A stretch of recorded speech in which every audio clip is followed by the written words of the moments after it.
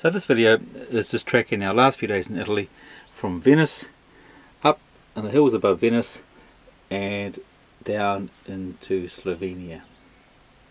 So we're leaving Italy today, so we thought we'd do a bit of a wrap up. The last couple of days have been pretty quiet since we left Venice. We stopped at a place called Ponte Bafole, which we really just stopped at because it was a nice sosta and it was a chance to sort of catch our breath a bit, catch up on a bit of blogging and things. And then yesterday we came to this place, which is Cormons, up here near the Slovenian border. It's got another awesome sosta. It was a bit like Adria in that it has water and free electricity, plus great views down over the vineyards of Cormons. So we've really enjoyed that. Also, the last couple of days have given us a chance to do things like clean up the van and catch up on chores. No shortage of those. So the last couple of days have been pretty lazy here in Italy, and today it's chores day.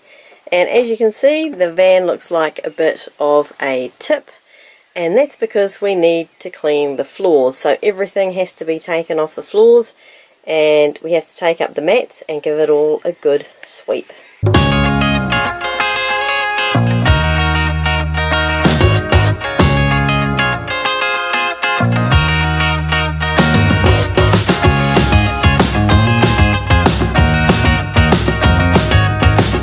And this is how it looks once we've finished. Everything in its place, nice clean floors.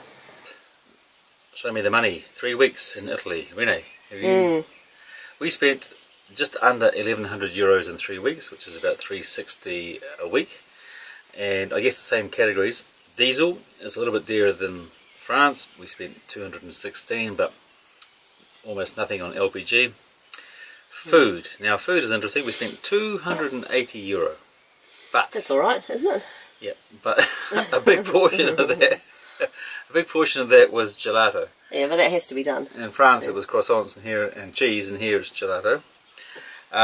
We spent 112 on entry fees. We could have spent more had we chosen to stand in line for a few hours at a time.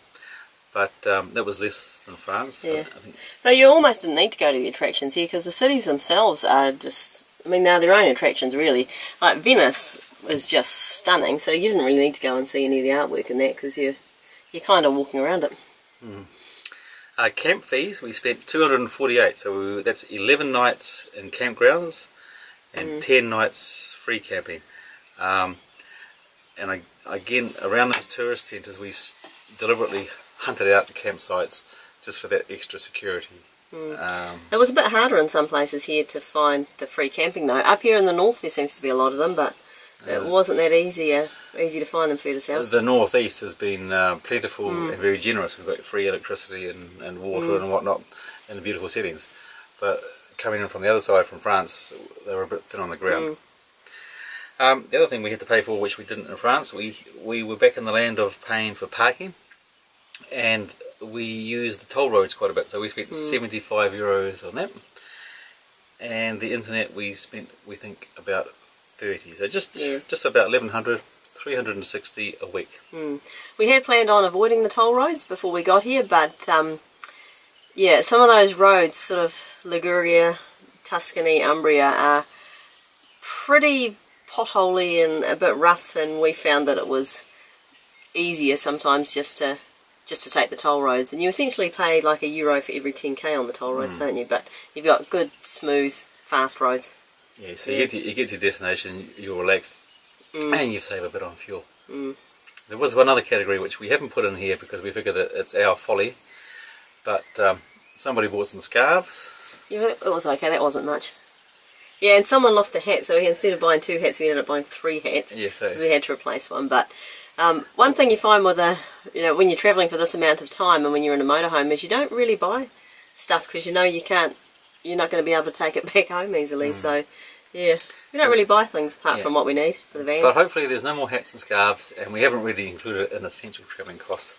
That was just our vanity really. And Renee, were there any lowlights in Italy or highlights you think we should mention? Lots of highlights. I mean, obviously those major cities like Florence, Rome and Venice are highlights, but so are a lot of the smaller ones we went to, like Albania and Adria. Just seeing those smaller places that were a bit less crowded, they were kind of highlights. Highlight for me was the fact that they often have bars in their petrol stations. That was quite a novelty. The only real low light was the fact that we didn't really go any further south than, I think, was Rome the further south we went? Yeah. So there were other things we wanted to do, but sort of, I don't know, we do have a certain amount of time restriction on us, so we didn't do everything that we wanted, but I guess that's just an excuse to come back to Italy. What about you? What were your highlights and lowlights, if any? Highlights? Oh, no shortage of highlights. What I liked was that every town or city seems to have been around for thousands of years, almost literally, and it seems to have a medieval heart. So even the innocuous towns in the middle, there are these ruins, every place has its own little charm and character.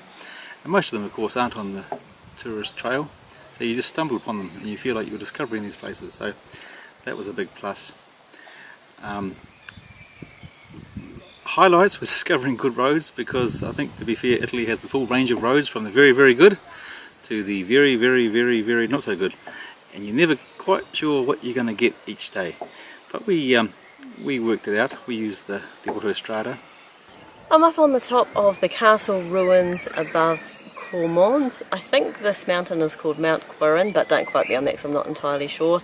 I don't even know if we're supposed to be climbing on this, to be honest, but Neil saw some kids on it, so we figured it was okay. We've got Venice over there, Slovenia over there, and the Adriatic, I think, is somewhere that way.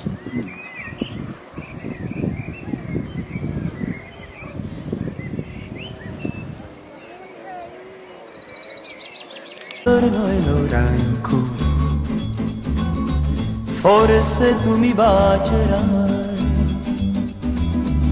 ogni istante attenderai, fino a quando,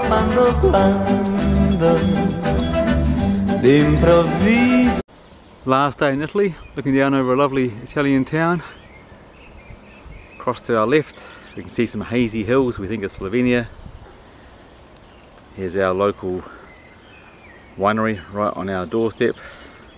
Up the hill there's an old castle, and if we come around here, oh, there we are, parked up in our sosta. Electricity, water, all on tap. Saying goodbye to the Italian roads quite soon, so bit of a bumpy, windy one as we leave our sosta here in Cormons. Forse tu mi bacerai, ogni istante attenderai, fino a quando, d'improvviso ti vedrò, sorridente accanto a me. Se vuoi dirmi di sì,